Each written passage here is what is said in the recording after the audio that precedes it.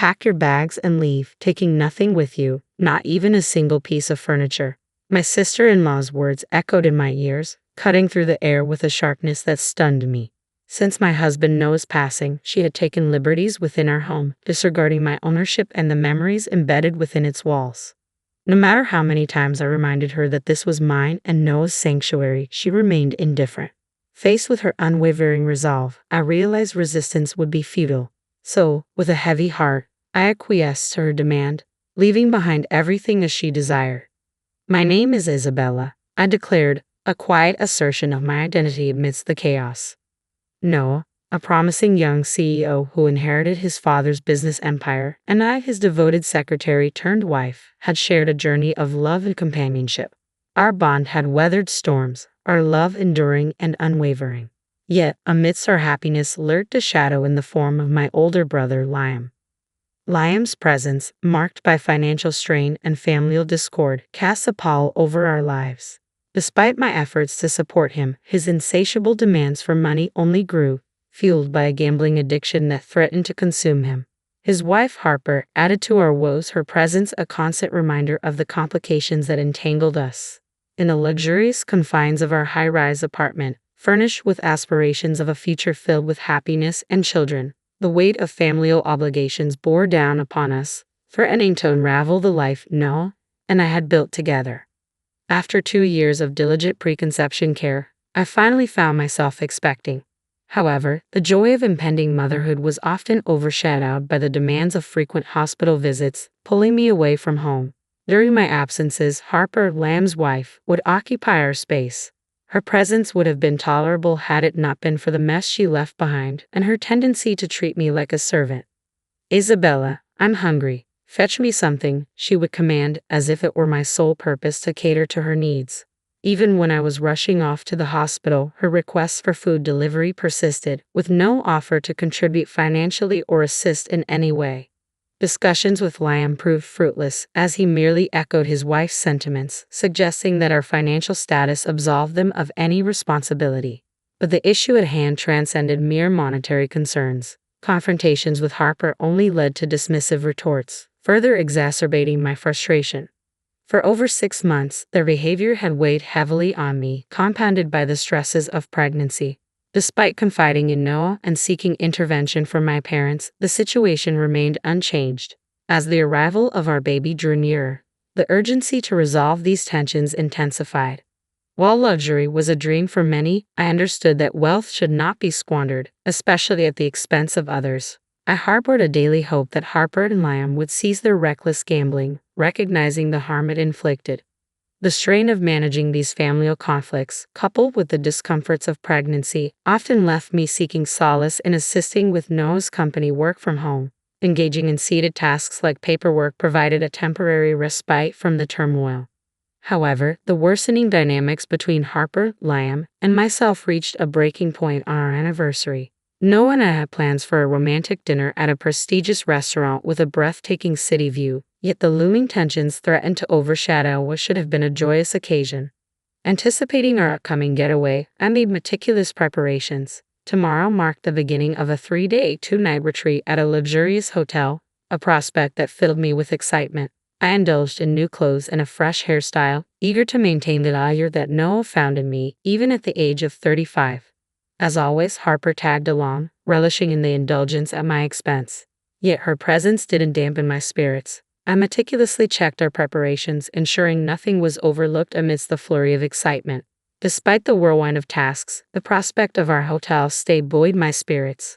However, as the hours passed, Noah's anticipated return home failed to materialize, accompanied by a conspicuous absence of any message. I reassured myself, speculating that perhaps he was engrossed in work matters.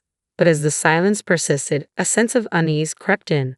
Just as I contemplated reaching out to his office, my phone interrupted the silence, the caller ID displaying an unknown number. Answering hesitantly, I was met with grave news: urgent summons to the hospital.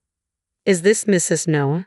Please come to the hospital immediately," the voice urged, leaving me reeling with dread. Hastily gathering essentials, I hailed a taxi, each passing moment heavy with apprehension. Upon arrival, I was ushered into the sterile confines of the surgery waiting area. The nurse guided me to an examination room, where the doctor's grim explanation shattered my composure. Noah had been involved in a collision, his condition critical as he underwent surgery. The words hung in the air, laden with the weight of uncertainty. The doctor's cautionary words pierced through the haze of shock, preparing me for the possibility of an outcome too devastating to contemplate.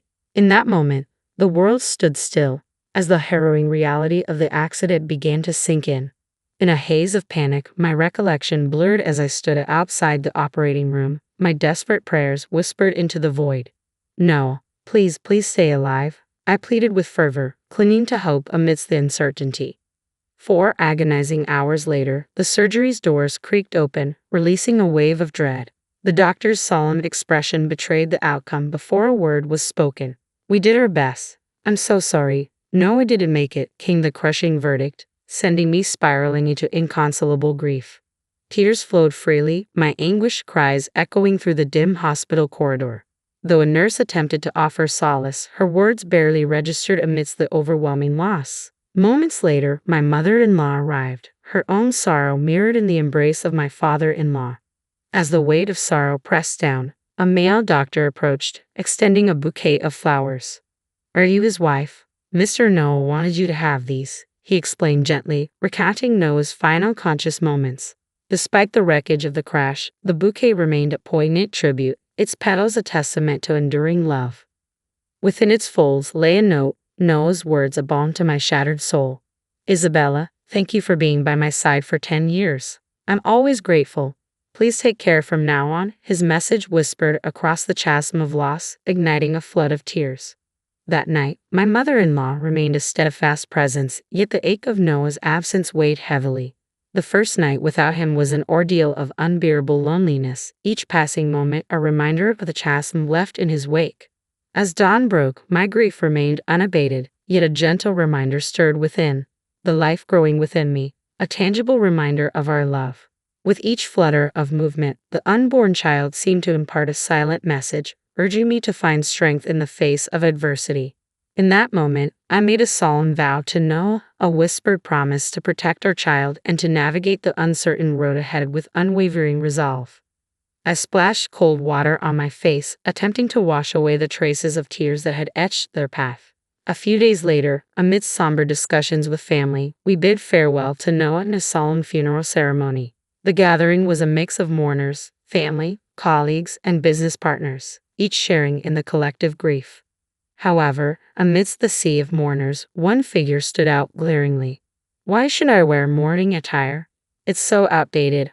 Harper's voice pierced through the solemnity, her flashy party dress a stark contrast to the subdued atmosphere. Her disregard for decorum drew disapproving glances, yet she remained unperturbed, even venturing into flirtation with some of the business executives, her intentions thinly veiled. Following the funeral, my mother-in-law convened a family meeting to discuss Noah's life insurance. While she advocated for my sole entitlement, dissenting voices emerged, suggesting a division of the proceeds.